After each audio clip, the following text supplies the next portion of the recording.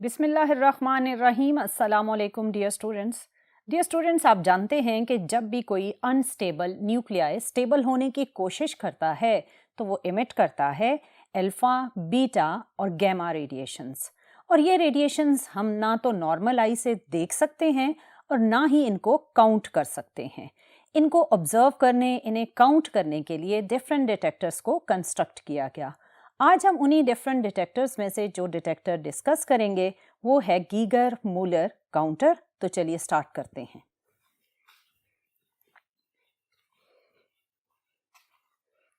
Dear students, जैसा कि मैंने आपको बताया कि हम radiation detector Geiger Muller counter को डिस्कस करेंगे। डियर स्टूडेंट, इसको कंस्ट्रक्ट किया था दो साइंटिस्ट ने जिनके नाम थे गीगर एंड मूलर। इन दोनों की कंबाइंड एफर्ट से जीएम काउंटर, जो कि एब्रीवेशन है गीगर मूलर काउंटर की, इसको कंस्ट्रक्ट किया गया। बेसिकली ये काउंटर एक गैस फिल्ड काउंटर है और जो पैरामीटर्स हम इसके डिटेल में डिस्कस करेंगे वो हैं principle of GM counter, its construction, its working and problem related with working. Dear student, ये टोटल 4 पैरामीटर्स हैं, लेकिन आज के लेक्चर में जो 2 पैरामीटर्स हमने डिस्कस करने हैं वो है principle and construction. Dear student, जैसा कि मैंने आपको बताया कि जीएम काउंटर एक गैस फिल्ड काउंटर है, सो इसका जो प्रिंसिपल है basically it is based on the ionizing nature of the radioactive radiations.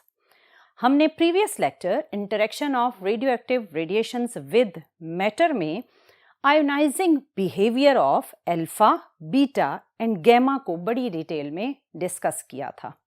आपने ये ऑब्जर्व किया था कि जब अल्फा, बीटा या गैमा रेडिएशंस किसी भी मटेरियल मीडियम में एंटर होती हैं तो ये प्रोड्यूस करती हैं आयोनाइजेशन।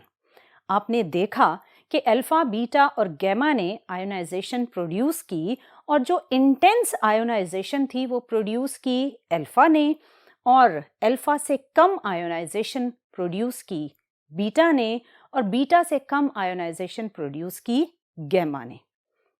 यही वो डिफरेंस इन आयोनाइजेशन है जिसको as a basic principle use करता है GM counter. So GM counter में जब डिफरेंट रेडिएशंस एंटर होंगी तो वो प्रोड्यूस करेंगी आयोनाइजेशन और इस आयोनाइजेशन की वजह से हम काउंट करेंगे अल्फा, बीटा और गैमा रेडिएशन के नंबर को। अब इस आयोनाइजेशन को प्रोड्यूस करने और इसको ऑब्जर्व करने के लिए जीएम काउंटर की कंस्ट्रक्शन में कौन से डिफरेंट फैक्टर्स इन्वॉल्व हैं उन्हें हम डिटेल में डिस्कस करते हैं। जैसा कि मैंने आपसे कहा कि ये एक जीएम ट्यूब है, तो इसकी बेसिकली जो ओवरऑल शक्ल है वो एक सिलिंड्रिकल ट्यूब की तरह है। इसकी जो आउटर सरफेस है उसको कहा जाता है कैथोड और ये मेटल एल्यूमिनियम से कंस्ट्रक्ट की जाती है। और ये सिलिंड्रिकल कैथोड, अगर आप इसके अंदर जाएं तो हॉलो ट्यूब के सेंटर में आपको नजर आएगा एक wire like anode. Dear student, ये wire like anode mostly tungsten का बना होता है। इस एनोड को आप कनेक्ट करेंगे with positive terminal of the battery और ये आउटर कैथोड कनेक्टेड है with negative terminal of the battery.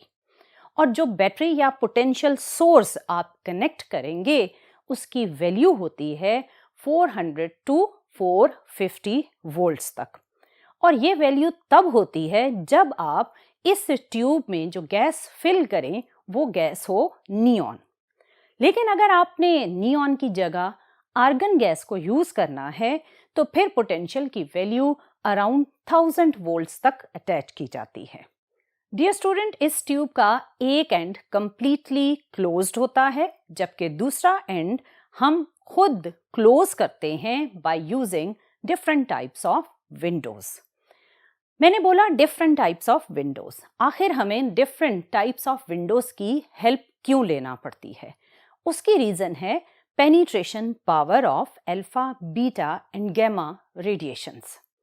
आप जानते हैं कि अल्फा रेडिएशंस की पेनिट्रेशन पावर बहुत बहुत कम होती है और अगर आप एक पेपर शीट को रास्ते में प्लेस करें तो अल्फा रेडिएशंस इस शीट में ही एब्जॉर्ब हो जाएंगी और ये इस शीट में से पास नहीं करेंगी, जबकि बीटा रेडिएशन इस शीट में से पास हो जाएंगी।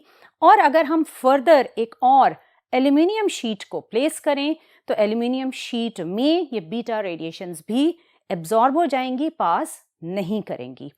लेकिन अगर हम गैमा रेडिएशंस को पास करें तो गैमा रेडिएशंस पेपर शीट में से भी पास कर जाएंगी, एल्यूमिनियम में से भी पास कर जाएंगी और फर्दर हमें एक थिक लेड शीट को यूज करना पड़ेगा to stop the gamma radiations.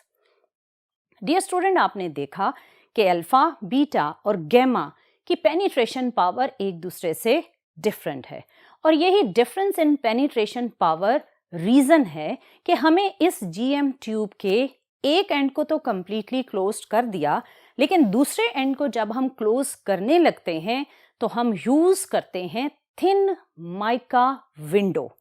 और ये thin mica window specially use की जाती है for entrance of alpha radiations, क्योंकि माइका वो मटेरियल है जिसमें से अल्फा रेडिएशंस पास कर सकती हैं। डियर स्टूडेंट, अगर हम ये थिन माइका मटेरियल यूज ना करें और नॉर्मल किसी और मेटल के साथ इस एंड को क्लोज कर दें तो फिर अल्फा रेडिएशन उस विंडो के मटेरियल में ही एब्जॉर्ब हो जाएंगी और अंदर जाकर जो गैस फिल हुई है उसमें आयोनाइजेशन प्रोड्यूस नहीं कर सकेंगी।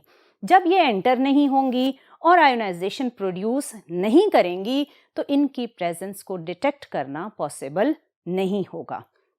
सो डियर स्टूडेंट, अल्फा रेडिएशंस को एंटर करवाने के लिए हम यूज करते हैं थिन माइका विंडो ताकि ये रेडिएशंस एंटर हों, आयोनाइजेशन प्रोड्यूस करें और हम इनकी प्रेजेंस को डिटेक्ट कर सकें।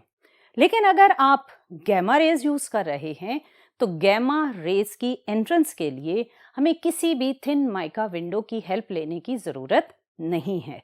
हम इस एंड को किसी भी मेटल के साथ क्लोज कर सकते हैं क्योंकि गैमा रेज की पेनिट्रेशन पावर बहुत ज़्यादा है। सो गैमा रेज कोई भी मेटल आप यूज़ करेंगे उसमें से पास हो जाएंगी और आयोनाइजेशन प्रोड्यूस कर सकेंगी।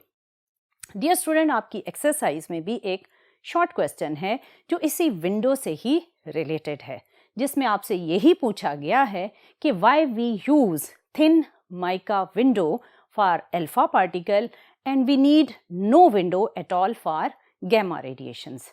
यहाँ पर कुछ बच्चे कंफ्यूज हो जाते हैं स्टेटमेंट को पढ़कर, वो ये समझते हैं कि शायद no window is used at all, इसका मतलब ये है कि ये एंड ओपन रखा जाएगा और यहाँ पर कोई भी विंडो नहीं होगी।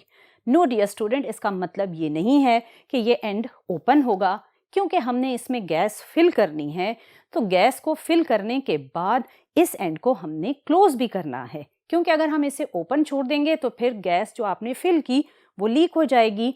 सो नो विंडो एट ऑल का मीनिंग ये है कि आपके पास कोई थिन माइका मटेरियल की रिक्वायरमेंट नहीं है फॉर गैमा रेडिएशंस।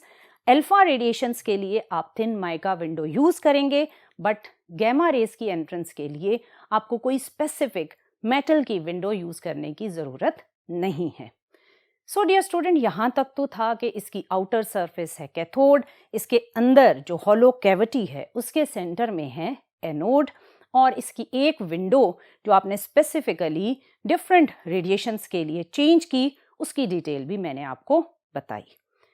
अब इस ट्यूब के अंदर डियर स्टूडेंट हम जनरेट करते हैं लो प्रेशर को, और वो लो प्रेशर कितना होता है? वो लो प्रेशर होता है 1/10 ऑफ द एटमॉस्फेरिक प्रेशर, जिसे आप 0.1 ऑफ एटमॉस्फेरिक प्रेशर भी कह सकते हैं। ये लो प्रेशर क्यों जनरेट किया जाता है? बेसिकली ये लो प्रेशर, इसमें जब आयोनाइजेशन प्रोड्यूस होती है तो इलेक्ट्रॉन को एक्सेलरेट करने और काइनेटिक एनर्जी गेन करने में हेल्प प्रोवाइड करता है। और इसके अंदर अगर आप गौर करें तो जो सेंट्रल वायर है वो है एनोड और जो आउटर कवरिंग है वो है कैथोड। सो इसका मतलब कि इसके सेंट्रल वायर पर होगा पॉजिटिव चार्ज और आउटर जो इसकी वॉल्स हैं वहाँ पर होगा नेगेटिव चार्ज। सो अगर आप यहाँ पर इलेक्ट्रिक फील्ड को ड्रॉ करें तो इलेक्ट्रिक फील्ड कुछ इन डायरेक्शंस में ड्रॉ की जाएगी। ये इलेक्ट्रिक फील्ड और लो प्रेशर इलेक्ट्रॉन्स जो आयोनाइजेशन के प्रोसेस में जनरेट होंगे, उन्हें एक्सेलरेट करने, उन्हें काइनेटिक एनर्जी देने में हेल्प प्रोवाइड करता है।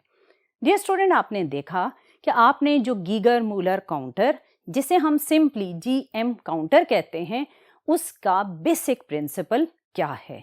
डियर स्टूडेंट, जीएम काउंटर का basic principle based upon ionization of alpha, beta and gamma है। और अल्फा, बीटा और गैमा एक दूसरे से आयोनाइजेशन में किस तरह डिफरेंट है वो भी मैंने आपको बताया, और इसकी कंस्ट्रक्शन के मेन कंपोनेंट्स क्या हैं वो भी आपने अभी ऑब्जर्व किए। इसी कंस्ट्रक्शन और इसी प्रिंसिपल को यूज करते हुए हम डिस्कस करेंगे working of GM tube, but ये इंशाल्लाह हम नेक्स्ट लेक्चर में डिस्कस करेंगे। लेकिन डियर स्टूडेंट, नेक्स्ट लेक्चर से पहले आपके माइंड में ये क्लियर होना चाहिए कि आयोनाइजेशन में क्या डिफरेंस है, अल्फा, बीटा और गैमा, और इनकी पेनिट्रेशन में क्या डिफरेंसेस हैं। इन कॉन्सेप्ट्स को दिमाग में रखते हुए आप बड़े आराम से वर्किंग ऑफ जीएम ट्यूब को समझ पाएंगे। बट ये सब हम डिस्कस करेंगे नेक्स्ट लेक्चर में। टिल देन, अल्लाह हाफिज।